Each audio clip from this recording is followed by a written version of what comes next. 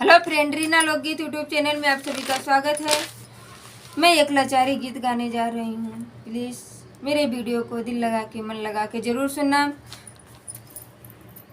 जात रही अपने डगरिया काहे के यार मारा नजरिया, जात रही अपने डगरिया काहे के यार मारा नजरिया।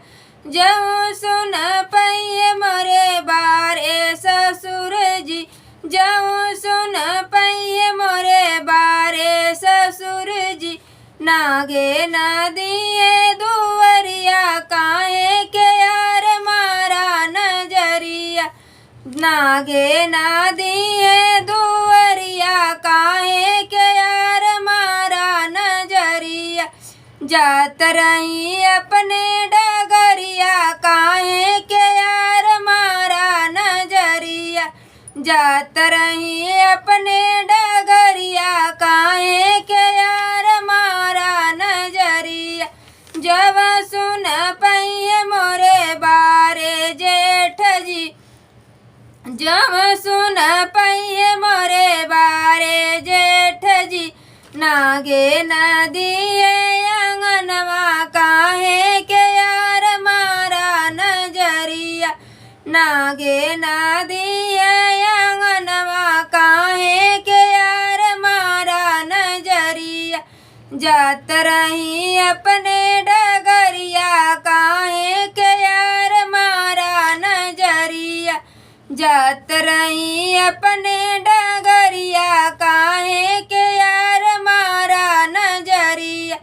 जो सुन पइए मोरे बारे देवर जी, जो सुन पइए मोरे बारे देवर जी, मारे ना दी है नजरिया काहे के यार मारा नजरिया, मारे ना दी है नजरिया काहे के यार मारा नजरिया। जात रही अपने डगरिया काहे के यार मारा नजरिया, जात रही अपने डगरिया काहे के यार मारा नजरिया। जो सुन पइए मोरे बारे बलम जी, जो सुन पइए मोरे बारे बलम जी, सोए न दिए सजरिया काहे के यार मारा नजरिया, सोए न दिए सजरिया काहे के यार मारा नजरिया। जात रही अपने डगरिया काहे के यार मारा नजरिया, जात रही अपने